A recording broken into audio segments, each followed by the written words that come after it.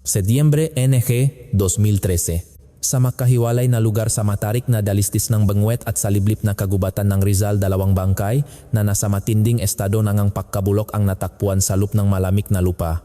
Ang mas lalong nakakadurok ng puso ay ang katotohanang ang mga biktima sa dalawang libingang ito na may daan-daang kilometrong pagitan ay isang ina at isang panganay na anak na buong buhay na nagmahalan. 40 araw bago ang insidente, sa pagtatapos ng Hulyo 2013. Sabik na hinihintay ng ina ang unang Pasko na sasalubungin niya sa kanyang bahay na pag-arina niya ng buo. Samantala, ang kanyang panganay na anak naman ang pinakamasayang lalaki sa mundo, isang groom-to-be na nakatakdang ikasal sa darating na Nobyembre. Ngunit sa isang iglap, ang mag-ina ay naglahong parang bula. Sa bintana, tanging ang isang paso ang sampagwita na nakakahalagang 150 piso. Regalong ina sa kanyang sarili ang naiwan. Habang ang mga tao ay nawala na parang usok sa isang perpektong closed room mystery. Walang natakwang kahit isang hiblang buhok ang mapulis at ang naiwang nobya na lamang ang nag-iisang paggalagala sa malansangan na bumaksak ang timbang ng 8 kilo sa kaiyak at pahahanap. At nang ang lahat ay halos sumusuko na matapos ang 40 araw na punong hinagpis, isang sulat na iniwan ng kasabwat na kasama ng demonyo ang nagbukas sa pinto ng katotohanang matagal nang nakabaon sa ilalim ng lupa. Sino ang may gawang karumaldumal na krimeng ito sa isang ina na namuhay ng simple at sa kanyang mabait na anak? Ano nga ba ang tunay na nangyari sa lugar na iyon sa araw na iyon? Dito sa Investigation Files, alamin natin ang buong kwento. Setyembre 23, 2013, umaga. Sa isang liblib na lugar sa paanan ng Sierra Madre sa Rizal, hindi pa nagsisimulang manilaw ang nga dahon. Ang nga ito'y nasa pagitan pa ang luntian et tilaw, at ang hangin ay malamig et tuyo. Sa bawat pahinga, ramdam ang lamig na tumatagos hanggang sa kaibuturan ng iyong baga. Dala-dala ang testimonya ni Isabel Cruz. Pumasok ang mga investigador sa malalim at mapanganib na kagubatang ito. Isang lugar na bihirang tapakan kan tao, isang lugar na halos hindi makita sa mapa.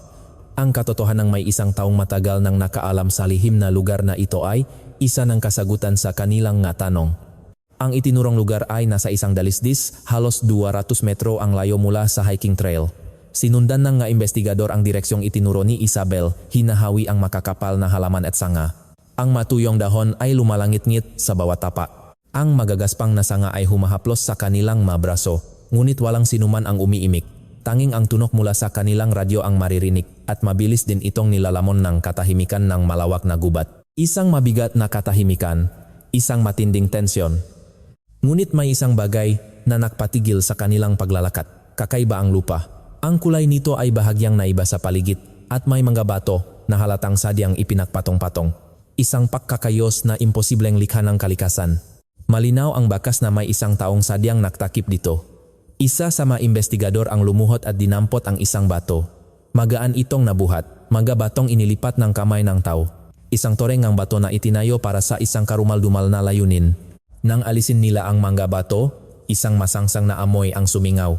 Amoy na tila matagal nang nakulob sa ilalim ng lupa. Hindi ito matapang na amoy na sumasakit sa ilong, ngunit iyon ang mas lalong nagdulot ng kaba. Isang mabigat at malakit na amoy ngang panahong lumipas. Huminto sandali ang investigador na nag-aalis ng bato at dahan-dahan, gamit ang kanyang nga kamay, sinimulan niyang hukayin ang lupa. Maya-maya pa ay lumitaw ang isang itim na plastik. Sa ilalim nito ay may sangkumot. Pigil hininga ang investigador habang dahan-dahan nilang inaalis ang kumot. Ang pakiramdam sa kanilang mga daliri hindi matigas, ngunit hindi rin malambot. Isang malamig na bigat na mahirap ilarawan. Walang nakmamadali at walang nangahas na magsalita. Ang gubat ay tila tahimik na nakmamasid sa lahat. At sa wakas, dumating ang sandaling ayaw nilang harapin. Ang bangkay ngang 58 taong gulang na si Elena Reyes. Nakabalot sa ilang patong lastik at kumot, malamig siyang nakalibing sa lalim na halos 80 sentimetro sa ilalim ng lupa. Ika-40 araw na mula nang siya ay biglang maglaho. Dahan-dahang lumuhot ang isang investigador. Habang maingat niyang inaalis ang lupa sa paligid ng bangkay, may sumagi sa kanyang kamay, isang bakas ng kaawa-awang ina. Isang babaeng buong buhay na nagtipit at nagsakripisyo para sa kanyang mga anak. Ang abang gamit na dala-dala niya hanggang sa kanyang huling sandali. Napahinto ang investigador, tila nanigas habang nakatitig dito. Walang maririnig na buntong hininga sa lugar. Tanging ang tuyong boses na nag-uulat ng sitwasyon sa radyo ang maririnig na takpuan na, kumpirmado ang bangkay, iyon lang. Habang pasan ang malagim na katotohanan, ang gubat ay nanatiling walang emosyon, nakatingin mula sa itaas. Ngunit hindi dito nagtatapos ang trahedya. Kinabukasan, Setyembre 24, gabi, sa isang lugar malapit sa hiking trail sa isang bundok sa Benguet, isang malaking travel bag ang natakpuan. Sa loop ng nakakandadong bag, naroon ang bangkay ng panganay na anak, si Marco Reyes, na nakatupi at isiniksik. Ang kahaba-haba na pagtatapos ng isang 32 taong gulang na lalaki, 3 buwan na lang bago ang kanyang kasal. Ang binatang dapat sanay nakasuot ng barong at nakangiti sa harap ng bisita sa Nobyembre ay natakpuang nakakulong sa isang malamig na maleta, itinapon sa isang liblib na daan sa bundok. Ang investigador na nagbukas ng maletang iyon ay kinailangang huminto sa pagsusulat ng kanyang ulat kinagabihan. Hindi niya may pagpatuloy ang anumang pangungusap dahil sa matinding pihati at galit na kanyang nararamdaman. Ang maginang sinapit ang malagim na kamatayan. Sila ay naglaho na parang bulan noong Agosto 13, 2013 mula sa kanilang luma at maliit na apartment sa Sampaloc, Maynila. Balikan natin ang panahon, 40 araw bago ang lahat. Bago magsimula ang nakapangingilabot na trahedyang ito, silipin natin ang kanilang simple ngunit masayang buhay. Ang ina, si Elena Reyes.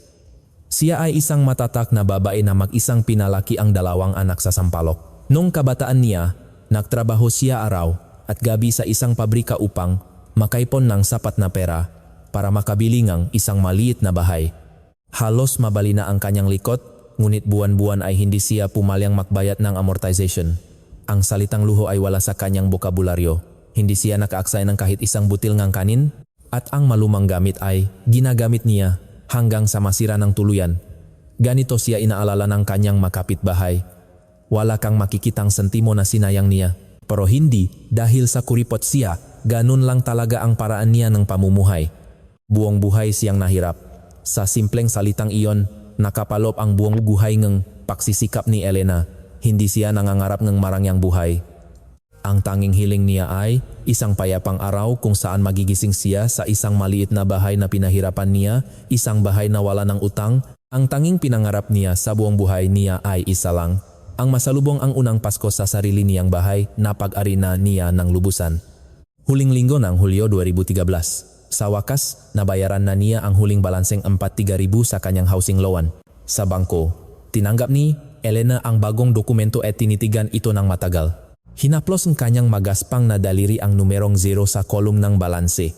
Ang halos 20 taon ng dugot pawis na ipinuhunan niya para mabayaran ang utang na iyon ay tila nakasya sa isang maikling linya. Magalang na bumati ang teller. Ma'am, ang laki po ng tinis niyo. Congratulations po. Sa mga salitang iyon, yumuko sandali si Elena at pagkatapos ay ngumiti ng bahagya at sumagot, excited na ako para sa darating na Pasko. Marahil ay hindi lubos na naunawaan teller ang bigat ng masalitang iyon. Ngunit alam na alam ni Elena kung gaano karaming mapapait na taglamig ang kanyang tinis para lamang marating ang mainit na panahon na iyon. Ang sandaling iyon ay ang unang pagkakataon na nahawakan ng isang ina na dumanas ng matinding sakripisyo at pagluha, ang isang panahon na tunay na sa kanya. Habang pauwi na may magaan na pakiramdam, dumaan si Elena sa isang maliit na tindahan ng halaman at umuwi siyang may daladalang isang maliit na pasong sampagwita. Maingat niyang inilagay ito sa may bintana. Ang babaeng buong buhay na nakait sa sarili, na nang hinayang gumastos kahit ₱1 para sa sarili niya. Iyon ang kanyang unang regalo para sa kanyang sarili. Ang halaga ng paso ay ₱150 lamang, ₱150. Iyon ang unang luho na pinahintulutan ng isang babaeng nakipaglaban sa utang sa loob ng 20 taon. Sa may bintanang nasisikatan ng araw, tahimik na sinisipsip ng maliit na sampagwita ang liwanag ng buhay. Tumayo si Elena sa harap nito at tinitigan ito ng matagal. Kung ano ang nasa kanyang isipan nun, kung anong pagsisisi at kagalakan ang nagahalo sa kanyang puso, sa kasamaang palat, ay wala ng sinumang makakaalam. Ang panganay na anak, si Marco Reyes, ay nasa pinakamasaya at pinakamakinang na yugto rin ng kanyang buhay. Pagkatapos ng 5 taong relasyon, sa wakas ay ikakasal na siya sa kanyang nobya sa darating na Nobyembre. Ang dalawa ay masayang-masaya habang namimili ng wallpaper para sa kanilang maliit na apartment sa Quezon City. Pinili nila ang kulay ivory para sa sala. Ang masimplang sandaling iyon, kung saan pinag-isipan nila ang bawat maliit na detalye. Ang marahil pinakamasayang panahon sa buhay ni Marco. Isang araw, binisita ni Marco ang kanyang ina at nahihiyang sinabi, Ma, sa susunod na taon, bibigyan kitang apo. Matagal na tinitigan ni Elena ang kanyang anak ng may pagmamalaki. Pagkatapos ay nakunwari siyang masungit. Huwag kang magsalita ng kung ano-ano. Ayusin mo muna yang kasal mo. Ngunit alam na alam ni Marco, sa pagtalikod ng kanyang ina, isang malalim na ngiti ang sumilay sa mga labi nito. Ang kaligayahang iyon sa pagitan ng mag-ina ay isang matibay na katotohanang hindi dapat mawasak. Tuwing unang Lunes ng buwan, ang mapagmahal na si Marco ay laging nagpapadala ng 500,000 sa kanyang ina. Ito ay isang tradisyon na sinimulan niya. Mula nang magkaroon siya ng mayos na trabaho, isang bagay na hindi niya kailanman kinalimutan. Sa tuwing sinusubukan siyang pigilan ng kanyang ina, sa takot na maging pabigat sa anak, isa lang ang laging sagot ni Marco, "Ma, noong pinalalaki mo kami, hindi ka naman tumigil sa pagtatrabaho. Gusto ko lang din gawin yun para sa'yo." Dahil sa lalimingge, pagmamahal, nege anak, hindi na tumutol pa ang ina. Sa buwan kung kailan nangyari ang trahedya, pumasok pa rin ang 15,000 sa bank account ng ina. At sa kasamaang palad, iyon na pala ang huling padala na matatanggap niya mula sa kanyang pinakamamahal na anak. Hindi ito alam ni Marco. At lalong hindi ito alam ng matandang ina. Tanging isang tao lamang sa mundo ang nakaalam sa karumal-dumal na katapusang ito. Ginamit ni Elena ang perang padala ng anak para mamalengke. Bumili siyang maraming sangkap para sa kaldereta, ang paboritong ulam ng kanyang panganay. Sa nakatakdang araw, Agosto 13, pagkatapos makatanggap ng tawag mula kay Marco na dadaan siya pagkatapos ng trabaho, maagang nagpunta sa palengke ang ina. Ang kanyang likod, habang masipak siyang naglalakad pabalik sa kanilang apartment bitbit ang mabibigat na pinamili, ay malinaw na nakuna ng CCTV ng isang kalapit na tindahan bandang 1:43 ng hapon. Magaan ang kanyang mahakbang. Araw iyon ngang pagdating ng kanyang pinakamamahal na anak. Sa kasamaang palad, iyon na ang huling pagkakataon na makikita ng mundo ang buhay na si Elena Reyes.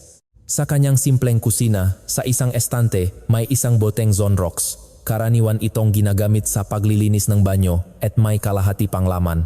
Dahil sa buong buhay siyang nagtipid, hindi siya bumibili ng bago hanggat hindi pa naubos ang luma. Ang kalahating boteng Zonrox na iyon ay tahimik na nakalagay sa estante. Walang sinumang nagbigay pansin sa ordinaryong bote na iyon. Hindi, hanggat hindi pa nabubunyak ang malagim na katotohanan. Samantala, ang bunsong anak, si Ramon Reyes, ay namumuhay sa isang baluktot na mundo na lingit sa kaalaman ng kanyang pamilya. Wala siyang permanenteng trabaho. Ang upa sa kanyang tinitirhang apartment ay 3 buwan nang hindi nababayaran.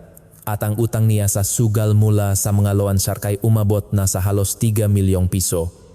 Ngunit sa kanyang ina, kaswal siyang nagsisinungaling na naghahanap siya ng trabaho. Ang kanyang inosenteng ina ay naniwala sa matamis na kasinungalingang iyon. Dahil para sa isang kaawa-awang ina, walang anak na masama. Nang nasa bingit na siya ng pagkabaon sa utang, nagmadaling nagpakasal si Ramon at ang kanyang asawang si Isabel Cruz noong Mayo ng taong iyon, 2013. Bago pa man ang kasal, mula pa noong taksibol, nagsimula ng mag-search si Ramon sa internet ng mga kakatwa at nakapangingilabot na bagay, liblib na lugar sa bundok, pagtatapon ng bangkay pagkatapos pumatay, at investigasyon sa kaso ng pagpatay na walang bangkay. Mayroon ding nakakakilabot na talaan kung saan palihim niyang sinuri ang market value ng bahay na nakapangalan sa kanyang ina. Halaga, 12 milyong piso. Habang nakatitik si Ramon sa malaking halagang lumitaw sa monitor, ano kaya ang itsurang kanyang mukha? Sa kasamaang palad, walang sinuman ang nakakita sa mukha niyang nababalot ng kasakiman ng isang halimaw. Hanggang sa masandaling iyon, walang sinuman ang nakaalam sa madugong anino ng paparating na trahedya, ang payapang pangarap ng mag-ina. Ngunit ang simpleng kaligayahang iyon ay walang awang niyurakan ng isang biglang kadiliman, o mas tamang sabihin, may isang taong matagal nang naktakta na isang malamig na petsa sa kalendaryo para wakasan ang kaligayahang iyon. Agosto 13, 2013, 1:43 na hapon.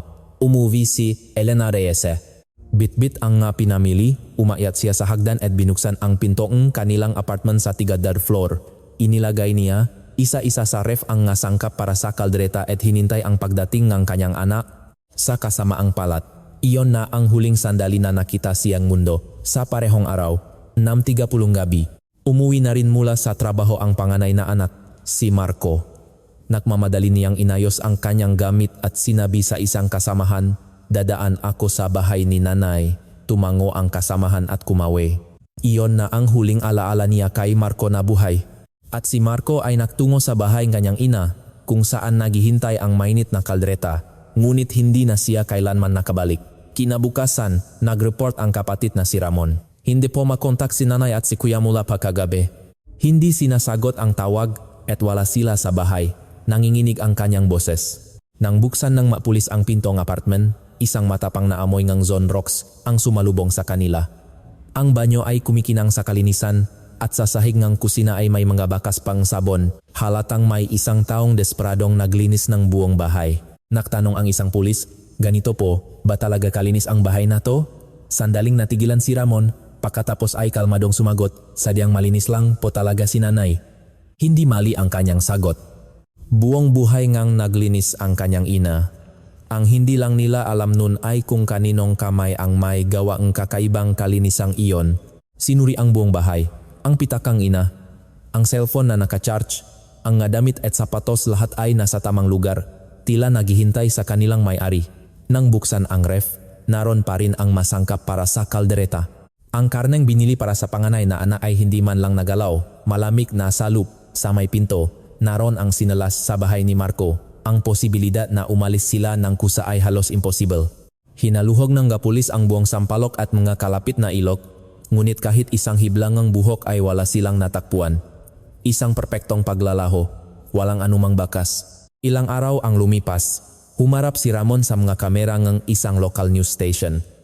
Namumukto ang kanyang nga mata at ang kanyang boses ay nanginginig. Nang i-close up ng kamera ang mukha ng nagdadalamhating miyembro ng pamilya, nagsimulang humagulgol si Ramon. "Ma, kuya, nasaan na po kayo? Tumawag naman po kayo. Kung may nagawa kaming mali, patatawarin namin kayo. Basta't bumalik lang po kayo ng ligtas." Huminga siya ng malalim, tumingin sa kamera, at idinagdag, "Hindi po mamamatay ng ganoon kadali ang pamilya namin." Ang kanyang panawagan ay umere sa buong bansa. Ang nga manunod ay napaluha at nakiramay. Walang sinuman ang nahinala sa anak na nagdadalamhati, ngunit ang malagim na katotohanan ay iba. Sa oras na ipinapalabas ang interview na iyon, ang kanyang ina at kapatid ay wala na sa mundong ito. Ito ay bago pa man matakpuan ang nga bangkay at bago pa man gamitin ng pulisya o media ang salitang patay. Ngunit si Ramon, ang nag-iisang miyembro ng pamilya, ang unang-unang gumamit ng salitang mamamatay.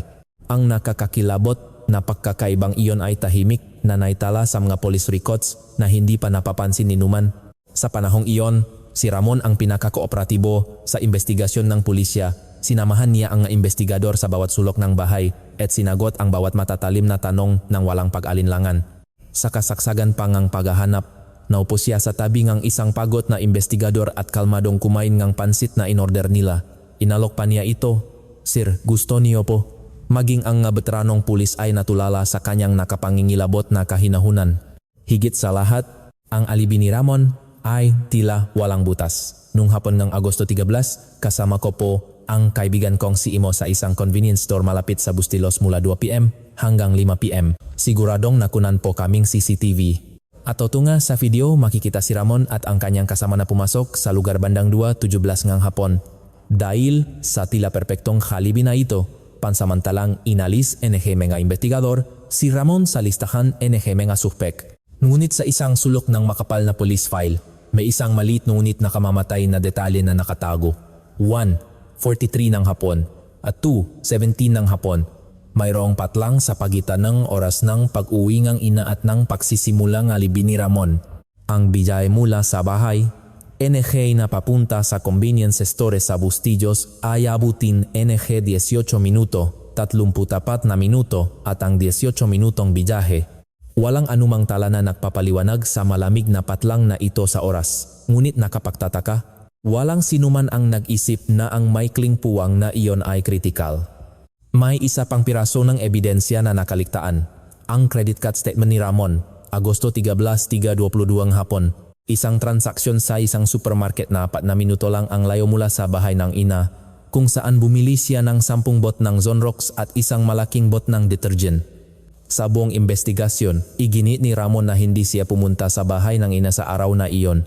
Ngunit sa parehong oras, sa isang supermarket na halos katabi lang ng crime scene, bumili siyang napakaraming panlinis na ginagamit sa pagtanggal ng mga mansa ng dugo. Isang kalahating bote ngang Zonrox ang iniwan ng kanyang ina sa estante dahil sa pagtitipid, ngunit bumili siya ngang 10 bote. Sa kabila nito, walang sino man ang nakduda sa malinaw na resibong iyon, hindi pa sa mga sandaling iyon. Ang investigasyon ay halos ituring ng isang cold case pagkatapos ng halos 2 buwan. Walang pisikal na ebidensya sa crime scene at wala ang pinakamahalagang ebidensya ang nga bangkay. Ang alibi ni Ramon ay bahagyang nakumpirma at wala silang mahanap na sinumang may motibo. Ang malagim na file na ito ay muntik ng mabaon sa limot sa isang maalikabok na bodega. Ang mundo ay naniwala sa mga luhang bunsong anak. Ngunit sa sandaling iyon, nang ang file ay malapit ng isara, nagsimula ang pinakamatapang at pinakaaroganteng pag-arte ng salarin na kampante na sa kanyang pagtatago. Pagkatapos ang karumal-dumal na krimen, ginamit ni Ramon ang bahay ng kanyang ina na parang sa kanya. Ang apartment kung saan halos 20 taon na nakbayad ng utang ang kanyang ina gamit ang dugo at pawis. Dun, natulog si Ramon gamit ang kumot ng kanyang ina at kumain gamit ang makaplatot kubyertos nito. Niluto pa niya ang makasangkap ng kaldereta na natira. Ang masangkap na buong pagmamahal na inihanda para sa kanyang kapatid na si Marco. Alam na alam ni Ramon ang katotohanan ito, ngunit walang pakialam niyang nginuya ang karne. Ang maliit na pasong sampagwita na inilagay ng ina sa bintana ay unti-unting nalanta dahil hindi nadiligan. Ang madahon nito ay natuyo. Walang awang itinapon ito ni Ramon sa labas. Ang unang luho ng kanyang ina na nakakahalaga lamang 150 piso. At sa bakanteng lugar na iyon, walang hiya niyang inilagay ang kanyang magamit. Ang bawat sulok ng bahay ay may bakas ng kanyang ina. Ngunit sa tabi ni Ramon, may isa pang tao, ang kanyang asawa, si Isabel Cruz. Mula ng gabing iyon, hindi na nakatulog ng mahimbing si Isabel. Sa tuwing ipipikit niya ang kanyang mata, malinaw niyang nakikita ang lahat. Ang anyo ng kanyang biyenan na nakabalot sa itim na plastik at ang mukha ng kanyang bayaw na si Marco na nakasiksik sa loop ng malamig na maleta, bigla siyang magigaysing at mawawala ang nga imahe.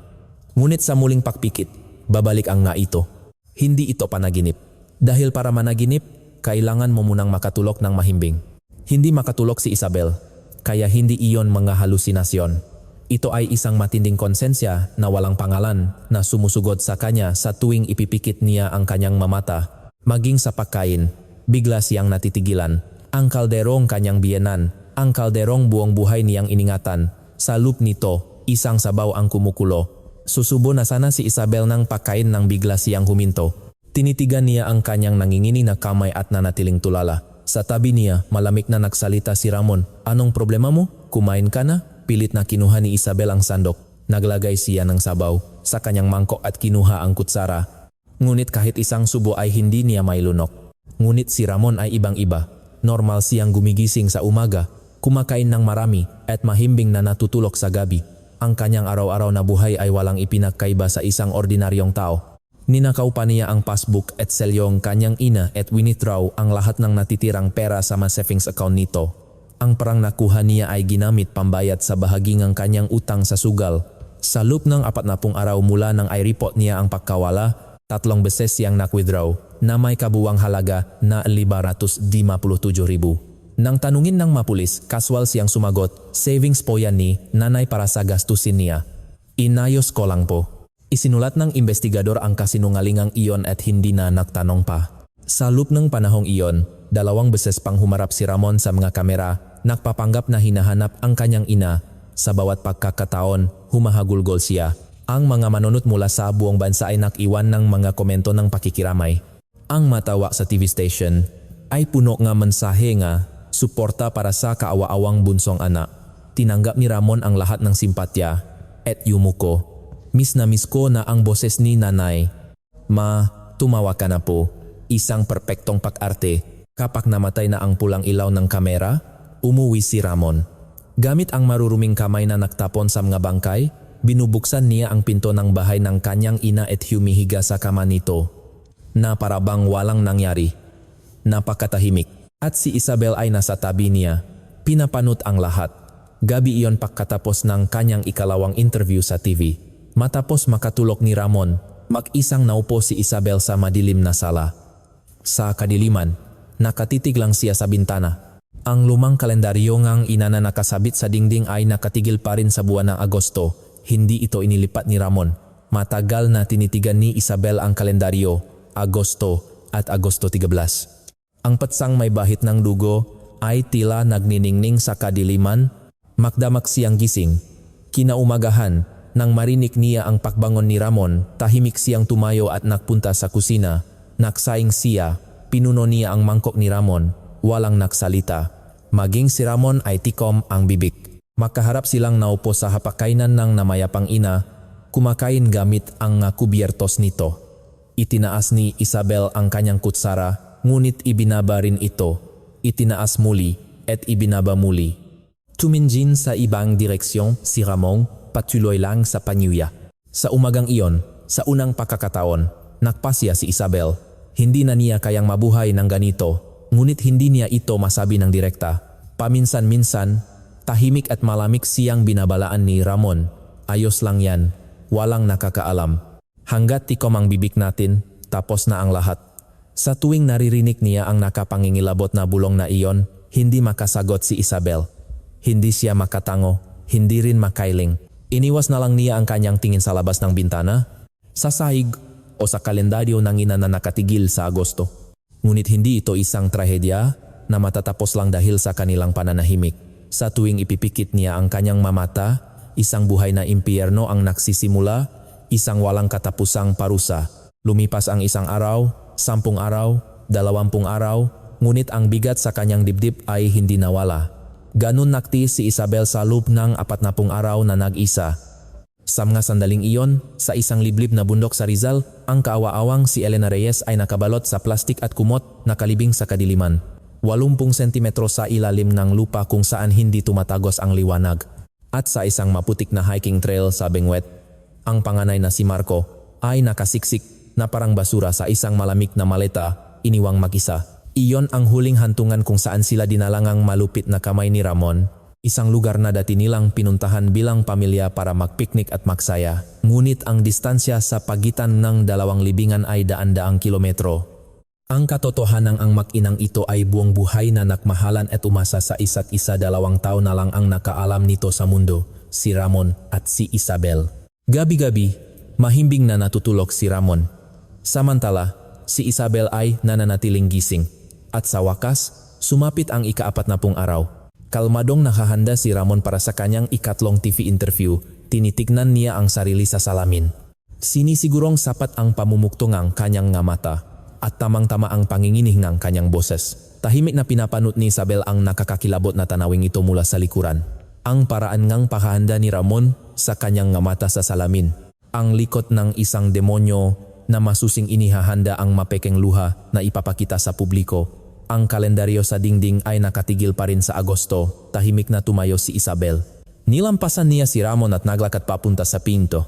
Nagtatakang nagtanong si Ramon, "Saan ka pupunta?" Hindi sumagot si Isabel. Tahimik niyang isinuot ang kanyang sapatos. Binuksan niya ang mabigat na pinto at lumabas. Hindi na siya kailanman bumalik sa bahay ni Ramon na naging pugat ng isang halimaw. Ang lugar na pinuntahan ni Isabel ay ang istasyon ng pulis. Nang sa wakas ay kaharap na niya ang investigador. Naupo siya sa isang lumang silya sa ilalim ng malamig na ilaw.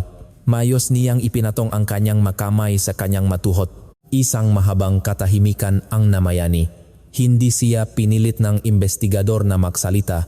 40 araw na napakatagal. Ang nga nakapangingilabot na imahe sa tuwing ipipikit niya ang kanyang nga mata. Ang maaraw na hindi siya makakain. Ang maumagang nakatigil sa Agosto. At ang kasuklam-suklam na likot ni Ramon habang naensayo ng pekeng luha sa harap ng salamin. Dahan-dahang binuksan ni Isabel ang kanyang bibig. "Pinatay po ng asawa ko ang kanyang ina at kapatid." Natigilan ang investigador na nagsusulat. "Kasama po ako, alam ko po kung saan sila inilibing." Ang sandali kung kailan nabasag ang mahabang katahimikan. Ang malagim na pagtatapos ang 40 araw na parang impyerno. At ang simula ng pagbubunyak ng madugong katotohanan na matagal nang nakabaon. Ang makaibigan ni Elena at ang nobya ni Marco ay agad na gumawa ng mamising poster pagkatapos ng kanilang pagkawala. Ipinprint nila ang manakangiting mukhang dalawa, isinulat ang petsa ng pagkawala at contact number. Sa bawat poste sa sampalok, idinikit ang papel na iyon. Kapag umihip ang hangin, natatanggal ang isang dulo. Kapag umulan, kumakalat ang tinta na parang luha. Tinatanggal ng nobya ang basang poster at pinapalitan ng bago. Kinabukasan, nagdidikit ulit siya. At sa susunod na araw, hindi siya sumuko. Isang paghihintay na puno ang pihati at pagluha. Linggo-linggo, bumibisita ang nobya sa istasyon ng pulis. Kahit magbago pa ang investigador na nakasin, pumupunta pa rin siya. Kahit na ang sagot ay laging mabagal ang usat ng kaso, hindi siya umuwi. Sa harap ng investigador, paulit-ulit niyang sinasabi, "Please po, huwag niyo pong sukuan ang kaso. Buhay pa po si Marco. Hanapin niyo po siya." Tumango lang ang investigador. Ngunit ang file ng kaso ay unti-unting numinipis. Walang bagong lead na lumalabas. Walang bangkay, walang testigo. Ang file ay dahan-dahang napupunta sa isang bodega. At sa kasamaang palat, alam na alam itong nobya. Kaya mas madalas at mas desperado siyang bumibisita sa istasyon. Sa huli, ipinagpaliban ng nobya ang kasal ng walang takdang panahon. Kinansela niya ang kontrata sa apartment na kinuha nila sa Quezon City. Ang ivory na wallpaper na sabay nilang pinili. Ang mahalaman na plano nilang ilagay sa bintana. Ang makurtinang si Marco mismo ang pumili. Ang lahat ng maniningning na pangarap na iyon ay naging basak na piraso na lamang. Sabi nila, paglabas ng nobya sa opisina ng real estate, natigilan siya at hindi makagalaw. Pagkatapos ng mahabang katahimikan, dahan-dahan siyang humakbang. Pagbalik ni Marco, saka kami ulit maghahanap. Sabi niya, hindi ito isang ilusyon na babalik si Marco agad. Ito ay isang desperadong pangako na hihintayin niya ito habang buhay at marahil siya mismo ang pinakanakaalam sa bigat ng mga salitang iyon. Tuwing linggo, bumibisita siya sa harap ng bahay ng ina. Nakatayo siya sa eskinita sa harap ng bakanteng apartment at matagal na nakmamasit bago umuwi. Wala siyang ginagawa, nandun lang siya. Sa malamig na daan kung saan huling naglakat ang kanyang minamahal na si Marco, kahit umihip pa ang malakas na hangin, hindi siya gumagalaw. Kahit dumilim na, nakatayo pa rin siya na parang bato. Isang kapitbahay ang nakapansin sa kanyang kaawa-awang likod at nagtanong, "Ineng, ayos ka lang?" Tumingin ang nobya at sumagot, "Opo. Sandali lang po ako." At muli niyang tinitigan ang madilim na eskinita, ang direksyon kung saan huling pumasok si Marco, isang malupit na paghihintay. Ngunit hindi siya sumuko. Ngunit iba ang tingin ng matao sa paligid. Ang ilang kapitbahay ay nagsimulang makbulungan. Sa kanto, sa tindahan, sa pasilyo. Kahit mahina ang kanilang boses, tumatagos ito na parang patalim. Hindi kaya naktanan yung ina kasama yung panganay dahil sa pera? Kawawa naman yung bunso, iniwan, sigurado, pinlanoeng mag-ina na takasan ang utang. Mga walang besang salita na kumalat sa buong lugar. Ang ilan pa nga ay naglakas loob na iripot ang mawalang kwentang teoryang ito sa pulis. Maging ang isang kasamahan sa trabaho ni Marco ay nagsabing baka nagnakaw si Marco ng pera sa kumpanya. Magaparatang na walang katiting na ebidensya. Ngunit nang kumalat ang sismis, lumaki ito na parang bola ng niebe. Nang marinig ng nobya ang mga malulupit na salitang iyon, buong gabi siyang umiyak. Umiyak siya para kay Marco na nawawala, para sa kaawa-awang ina na buong buhay nagsakripisyo, at para sa sarili niyang walang magawa. Mula ng malamig na panahong iyon, nagsimula ng magpabalik-balik sa ospital ang nobya dahil sa matinding stress at depression. Hindi na siya makakain ng maayos. Bumagsak ang kanyang timbang ng 8 kilo. Binalaan siyang doktor, "Kailangan mong bawasan agad ang stress mo." Tumango lang siya at lumabas ng ospital.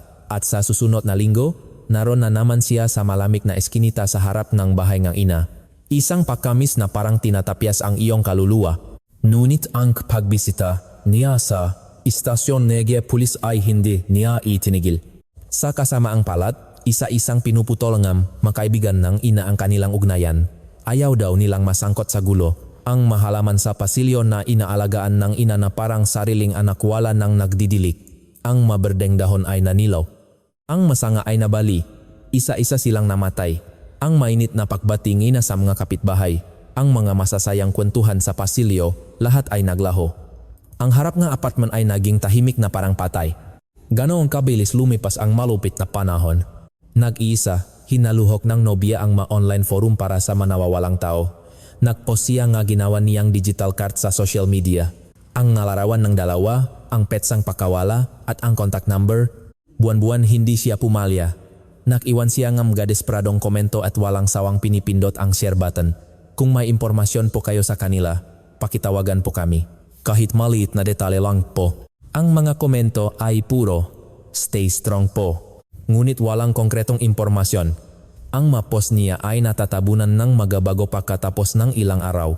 Ngunit sa susunod na buwan, magpopos ulit siya at sa susunod na buwan ulit.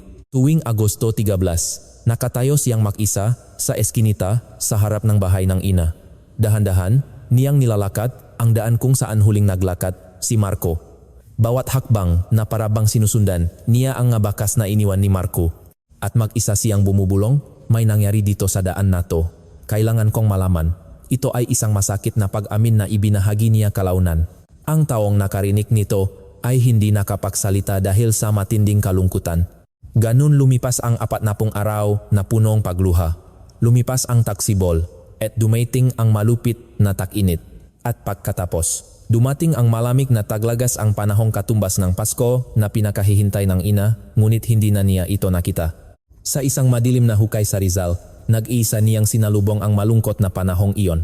At sa pagtatapos ng 40 araw na iyon, sa isang di inaasahang direksyon, nabasag ang matagal na katahimikan. Ang nakatagong katotohanan ay hindi lumabas mula sa masusing investigasyon ng veteranong pulis, hindi rin mula sa pag-amin ng salarin. Ito ay sumabok mula sa konsensyang nag-isang taong tahimik na nanut sa lahat ng nangyari. Setyembre 2013, nagtungo ang asawa ni Ramon, si Isabel Cruz, sa istasyon ng pulis. 40 araw na hindi siya nakatulog ng mahimbing. 40 araw na pinahirapan ng kanyang konsensya. Sa harap ni Grand Investigador, sa ilaling ni Grand malamig na ilaw, binuksan ni Isabel ang kanyang bibig. Pinatay po ang asawa ko ang kanyang ina at kapatid. Natigilan ang investigador. Kasama po ako, alam ko po kung saan sila inilibing. Isang mabigat na katahimikan ang namayani. Muling kinuhang investigador ang kanyang panulat, nanginginig ang kanyang kamay. Itinuro ni Isabel sa mapa ang eksaktong lokasyon sa Rizal at Benguet. Matagal na tinitigang NG investigador ang MH, lugar na itinuro NG ng hinghinik na daliri ni Isabel. Pagkatapos ay kinuha niya ang kanyang radyo, agad na magtungo sa lokasyon. Sa wakas, natakpuan ang mga bangkay. Setyembre 23, umaga sa Rizal. At kinabukasan, Setyembre 24, gabi sa Benguet. Eksaktong ika-40 araw mula nang sila'y maglaho. Muling sinuri ng mga investigador ang mga naunang testimonya ni Ramon. Binuklat nila ang mga lumang file. At sa wakas, lumitaw ang nakamamatay na detalye na nakatago sa makapal na folder. 1:40, 3 ng hapon at 2:17 ng hapon. Ang alibi ni Ramon ay tila perpekto. Ngunit dahil sa tiyaga NG mga investigador, nabunyak ang 3-4 minutong itinatago niya. Ang malamig na oras sa pagitan ng pagpasok ng ina sa bahay at ang paglabas ng halimaw na anak pagkatapos ng krimen. Binilugan ng investigador ng pulang tinta ang 34 minuto. Ang bilog na iyon ang simulan ng lahat ng katotohanan.